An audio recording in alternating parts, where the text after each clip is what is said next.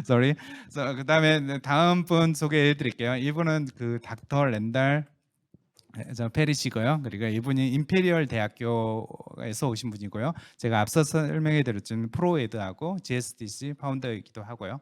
그다음에 이분은 컴퓨터 사이언스, 미래 컴퓨터가 어떤 영향을 미치는지 이 부분에 대해서 얘기를 해드릴 거예요. 그래서 내용에서 약간 양자 컴퓨터 나오고 하는데 어렵게 설명하진 않을 거예요. 양자 컴퓨터, 지금 우리가 쓰고 있는 컴퓨터라든지 휴대폰이라든지 그것보다 훨씬 앞선 컴퓨터가 이미 가지고 있는 거고요.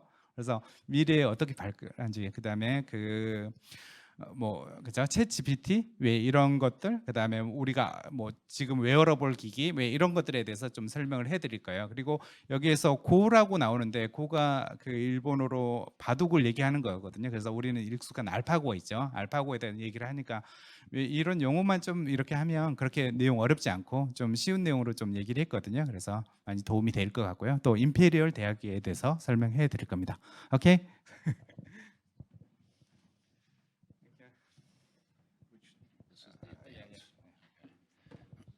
Hello, everyone. I'm pleased to be here and glad to see all of you. My talk is, I've been asked to talk on computer and artificial intelligence. I see on the board that it's asking for interviews, so I will try to squeeze in a little bit of interview questions as I go along. And I don't know how many of you are interested in artificial intelligence and computing. It's kind of a hot topic today. 제 학생 중에서 메디슨이 제일 인기 있고 그 다음에 관심 있는 게 컴퓨터 사이언스거든요. 그래서 컴퓨터 사이언스를 좀 부탁드렸습니다. Okay. So a quick summary of what I'm going to go through, and I'll give you a little bit more background about myself and some of the questions or some of the slides when we get up to Imperial College. I'll actually try to fit some interview questions in if you think that you would like me to. Okay. This is a little bit about myself. One of the things that I'm involved in is that you have the brochures for is ProEd, and the interest that I have in that, and also the Global Space Design Challenge, is really education. I'm a scientist by training.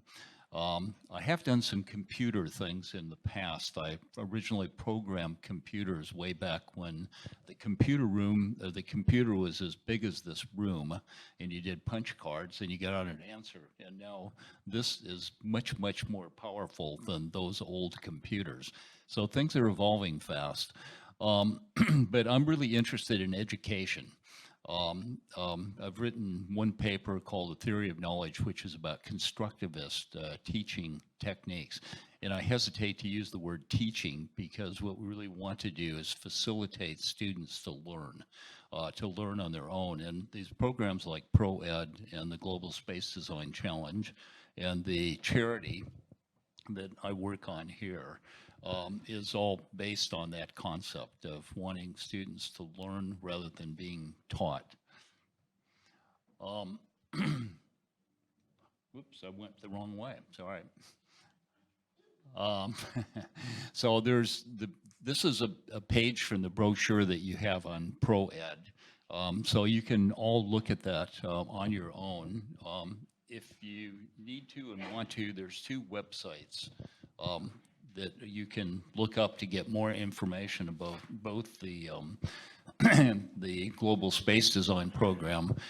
This website is for the Space Science Engineering Environmental Foundation, which does the Global Space Design Program. Also, it does several other programs in the U.S., or excuse me, we're doing them in the U.S. in the future, but right now we're doing them in the U.K.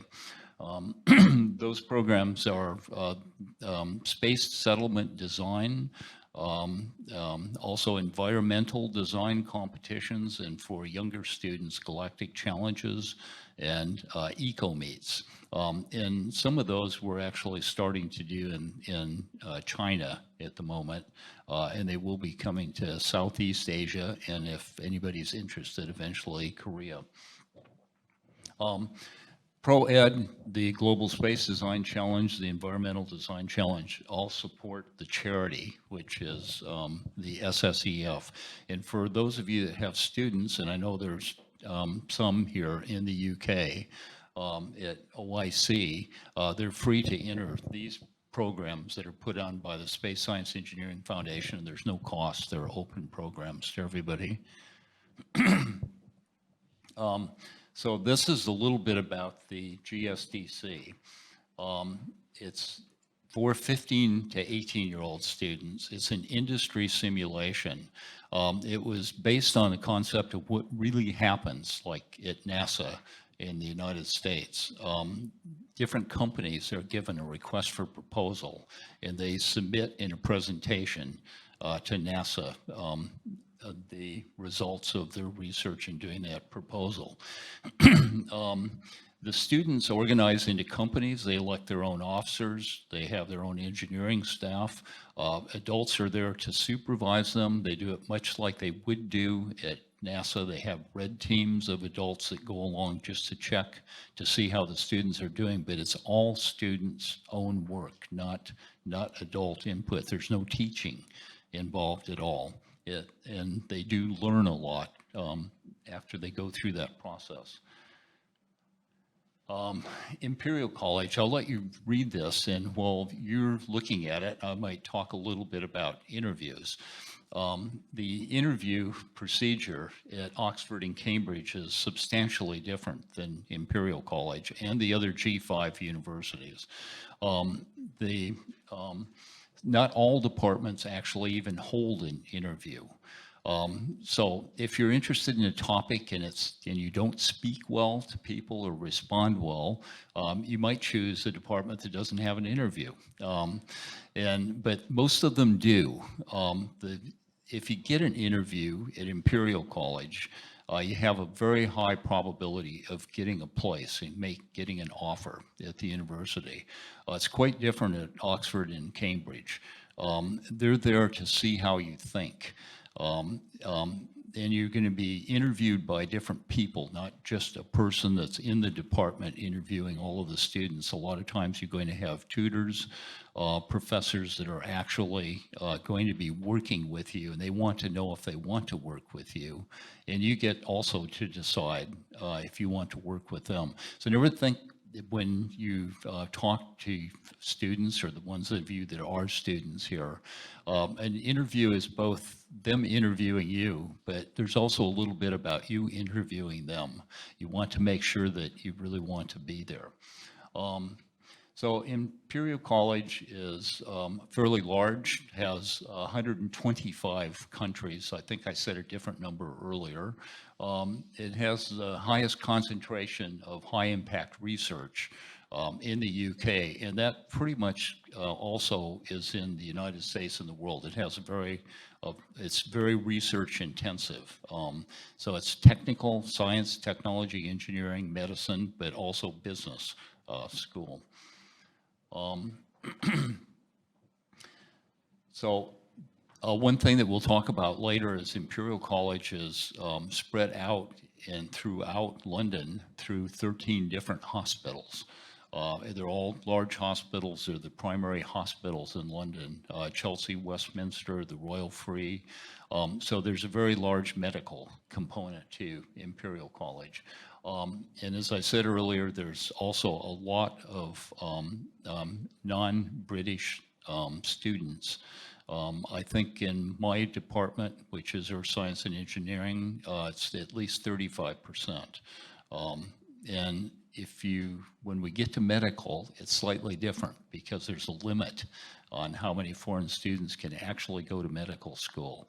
It's a 7.5% of the applicants can be foreign students. Otherwise, the rest are in the UK. So, as I said, it's in science, technology, engineering, medicine, business, but it's in a really nice area in London. Next to Hyde Park, you have Albert Hall, the Natural History Museum, which is one of the better ones in the world. Victoria and Albert are all within just 3 to 4 minutes walk of where my office is in Imperial.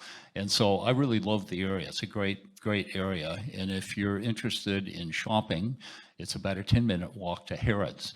And there's a lot of great shopping of all of the designer stores and stuff. But So this is, we'll get to the, how many of you are interested in artificial intelligence?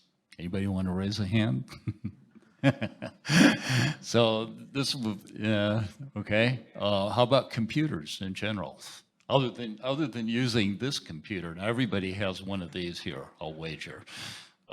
So anyway, well, maybe it'll be a good experience for everybody. AI is going to permeate our lives in the future. It's we've all seen how computers have changed things: laptops, cell phones, biometrics.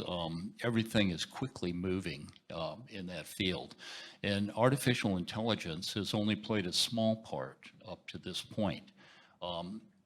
If you look at regular computers, laptops, obviously, and that's my laptop as I was preparing this talk yesterday morning. And this is a supercomputer. The supercomputer can take up a lot of space, and there's some interesting parts about computing.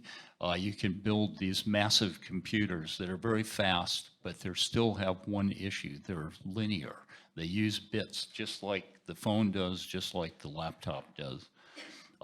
This is a quantum computer. It's a computer of the future, although they are functioning and producing results right now. That computer is actually quite small. The computer itself needs to be about this big, but it takes up quite a bit of space because it needs supercooling. So the environment around the computer is quite a bit larger. So the question is, though, what does a computer like a quantum computer actually do, and how is it organized? It's a bit complicated. It's based on quantum mechanics, superposition. If you know about the box experiment with Schrodinger's cat, if you have a closed box and a cat inside, you don't actually know if the cat is alive or not alive until you open the box. It can, and the point of quantum mechanics is it can be in either state, and you don't know until it's observed. Quantum computing works along the same way with qubits. The difference is that as you add qubits to it, it exponentially increases in power. So it goes by, say, power of 10. It gets 100 times bigger, then 1,000 times, and then 1,000,000 times bigger as you add a qubit. A regular computer is limited because it's a linear addition. You had code based on binary code, and you just keep adding that and expanding it on. But it's much less powerful than quantum computers will be. And we're probably talking about things like, right now, we can't break crypto systems like government cryptography, but quantum computers will probably quite easily be able to break those kinds of systems because they can process so much data in a short period of time. Some of the things that are important in computing in general are blockchain, which probably everybody's heard about in finance. Artificial intelligence, which is the main thing that we're going to talk about after this. Robotics. CRISPR, does everybody know what CRISPR is? It's a DNA technique for analyzing and modifying DNA. It's going to materially change the medical profession. I mean, we're looking at things now like we can do our ancestry with DNA and stuff, but we're actually going to be able to specifically look at the medicines that we take based on not everybody's DNA, but our own personal DNA. So everything will be targeted and tailored, but you can also, with CRISPR, adjust your DNA. So if you are subject to a particular disease, you may be able to alter that and fix it with CRISPR. The cloud, I think everybody knows about. Quantum computing, we've talked a little bit about, and that's all we'll really say about that. So what is artificial intelligence? It's a smart software and hardware that is able to perform tasks that typically have required humans. So the big difference is we all know that this phone and our laptops are not as smart as we are about solving problems, being creative. But with artificial intelligence, they will be. I say that with a great deal of both pessimism and optimism, because frankly have some worries about what happens when artificial intelligence entities have the capability that we do, and they have access to the world of data, what's going to happen at that point. So one of the early tests, I'll start with a little bit of history going back, is artificial intelligence has been around as a concept since the mid-50s. So it's not a new concept, but it really didn't go anywhere until about 2015 in the case of the Go match 2016. DeepMinds is a company in the UK that really started promoting a concept called deep learning. And it's a bit of a funny term, because we go deep learning, what does that mean? It's actually got a technical side to it, but it doesn't sound like it. It sounds like just deep, that we're going to dive in deep and do learning. But that's what the artificial intelligence machine will do. In 2016, Google had designed an AI computer to compete in Go. And Lee Sedol, who was the champion then, I think, is he Chinese? Does anybody know? Yeah. Oh, yes, okay. Anyway, very good. Anyway, Lee Sedol had a match with Google's artificial intelligence machine, and he lost. It astounded everybody that a human could actually lose to a machine. So, you know, how many moves are there in Go? Does anybody know? It's a really, really big number. It's 1,000,000 trillion, trillion, trillion, trillion. The number of moves possible are 10 to the 360th. Now, to give you an idea of scale, the number of atoms in the universe is 10 to the 80th, which is a very, very big number. They're huge numbers. So the thing is if you were doing a computer that wanted to compete in something that is complex as Go, you would have to have a massive computer that worked in linear ways, and it would take a long time, because what it would be trying to do is analyze every single possible move.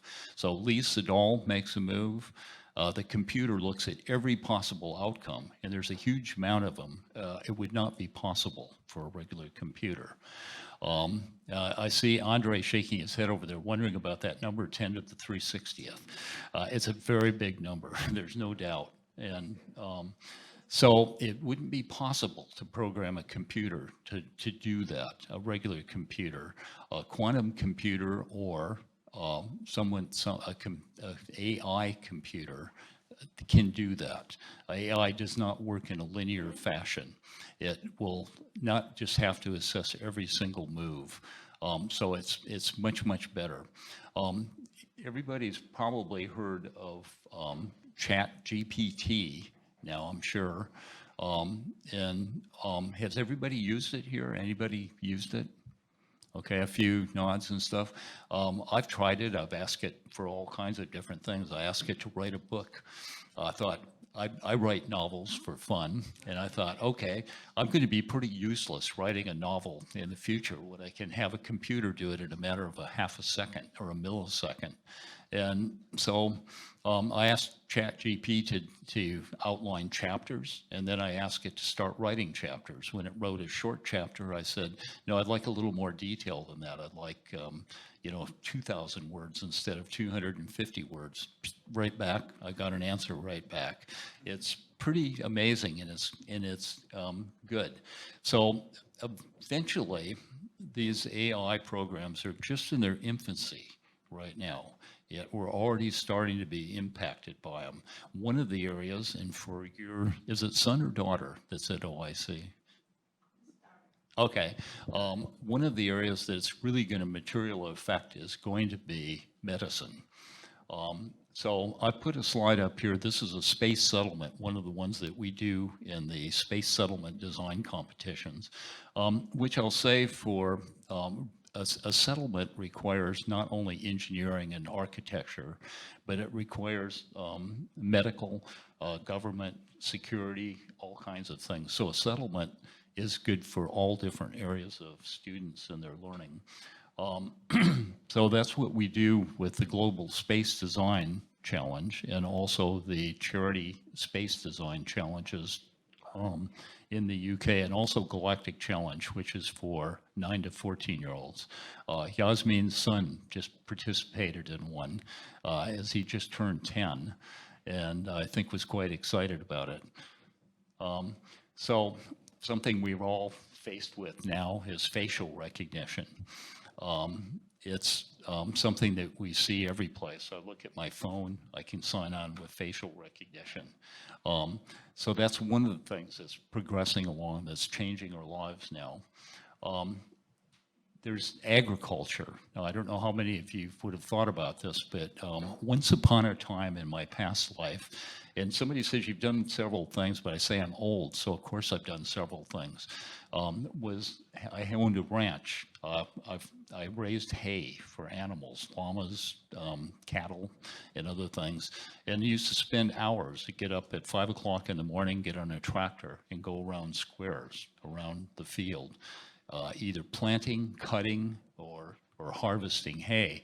And then there's also spraying chemicals. You don't need to do that anymore.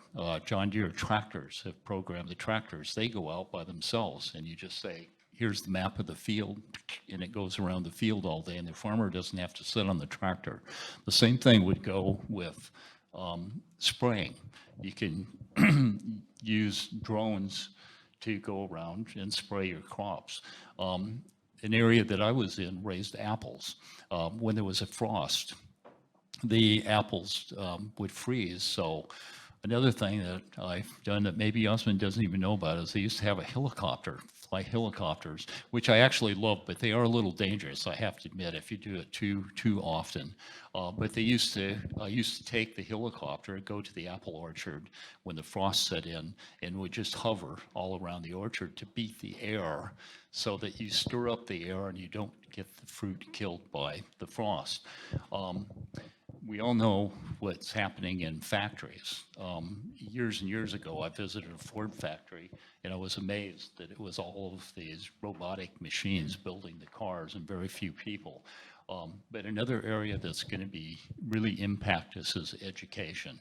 I would say the two primary things that are going to impact us in the near term are going to be medicine and education. So we already talked about this, but why medicine and why education? Because now doctors train and they get good training, but they deal with a lot of people. So they're not dealing with just you as an individual when you come in. When you go to the office, it seems so, but they're treating you as part of a mass group of people. So in the future, you're going to have medicines dedicated to you, to your particular gene profile. They're going to have robots doing your surgeries. I'm rather surprised that even today, we have almost 25% of all procedures and operations are either done by or assisted by robots. And it makes sense. You think about it. A human, maybe you don't want a doctor to go in for a surgery the next morning, have a doctor that was out partying the night before and be a little bit shaky. A robot can be very precise in what they do. So these are the four areas we're going to take a very quick look at. So home, personal things. We're just now starting to get some of that effect. I mean, like at the hotel I was staying, there was a robotic machine sitting there that said delivery machine. There's no reason for a person to come from the kitchen and deliver your breakfast up to a room when the robot can open the elevator, take it up to the room, and knock on the door and deliver your breakfast. There's obvious vacuum cleaners. Even just in the last year or so, we've started to see cleaning machines rolling around airports. You know, and I jump in front of them on purpose just to see how alert they are. But they have no problem with that. They can work through the crowds, continue to do their job, and do it 24 hours a day. So eventually, all of these different machines are going to help us. Is there a real reason to cook? Well, some of us like to cook. I'm not one of them, but some of you probably do. But you can have your robot in your kitchen do your cooking for you. So medical, the area that we've already briefly touched on, assessing diseases and assessing what you have as a problem can be done quite well by computers today, but AI is going to make that really a slick operation. Back even as much as 20 years ago, when phones were still just in their infancy, GPs had programs that they could put in and say, here's 6 symptoms. What do you think I'm looking for as a disease or a problem? And unfortunately, as much as we need medicine, medicine is not a science. It's a doctor says, well, you have a pain here. It's probably this. I'll give you this pill. If that doesn't work, I'll give you another one. And if that doesn't work, maybe we'll have to do some analysis like an MRI and see what we see there and then try to figure it out. So, but it's not exactly a science like science works. So finding out what's wrong with you, then treating you in the hospital with a robotic system if you need something like that. It's all going to be part of the future of medicine. Doctors doing what they're doing now is going to be a thing of the past. For the most part, doctors will be the human relation between the patient, explaining to them what's going on, but the AI will probably diagnose what you need and treat you and prescribe that treatment. There's a thought that just probably now, and it's a guess, that the artificial programs tailored to use an individual will expand the lifetime by about 20 years. And of course, that's just a guess, but nobody knows. So this slide is a little spooky to me some way. I mean, what if there's a flaw in the computer that's running this robot when he's deciding to slice you open and work on you? And naturally, they're not showing a human sitting there, laying there for this. But so in education, this is a pretty standard idea. We have a Meta right now putting out new virtual reality eyepieces. It hasn't taken the fancy of everybody yet, like it probably will. You have to put on the device, you have to buy it, it's kind of expensive. But think about if you're an architect and you design a building, you can put your goggles on and you can actually walk through that building and you can go up the elevator and you can walk around the floors, you can look at the view, you can see everything that's going on. And in education, that's probably going to be used, but probably even more important I'm going to go back, sorry. In education, we'll be having a personal friend that's an artificial intelligence entity that can talk to you, actually be there and look like an entity, and that they will read the student. What do they like? How are they reacting to things? How are they learning? And you'll be having to have a dialogue back and forth. So it can be very personalized. So the artificial intelligence entity is constantly learning, and that's what it does. An artificial intelligence program was developed, and then they ask it to say, I want you to compete in chess. It took it 4 hours to learn how to become a chess master. Now, I know that I can't learn to be a chess master, if I ever could, in that amount of time. So It's really quite interesting. The next area that it's going to affect us in all and is in finance. And we're starting to see that now. Banks are closing, things are online. I don't go to the bank anymore. I only use my phone. I used to use my laptop, and more recently I've migrated to phone, and I'm sure many of you have done the same thing. But it's going to do a lot more for banking institutions than that. There was a group, I recall, that went to Las Vegas that designed this. I'm going to beat the Las Vegas machine in playing blackjack. So I'm going to go to Las Vegas and I'm going to come out with a pocket full of money. Well, they had ways they use their toes and their shoes to manipulate it and then communicate the data to themselves. And in fact, you can beat blackjack. It's a statistical game. So that group of people were immediately hired by a bank to do what? To trade stocks in milliseconds. And most banks do that and rely on it. Now, if you trade stocks, you find that you're not competing against a lot of other individuals. You're competing against computers. So they're buying, selling like this all day long. And sometimes they win and sometimes they lose. But the whole object is that they end up selecting things that are going up more than they buy things that are going down when they come out with money in the bank at the end of the day. So there's blockchain, a way of verifying things, which most banks are starting to really look at. So it's going to have a major impact, as there probably won't be many bricks and mortar banks left out there. I know I can hardly find one in London anymore. I go, there's a cash machine, the rest of the bank is closed off. So I'll say thank you very much for listening there. And if you have any questions, we're going to do them later. Yeah, okay. Okay, well, thank you very much.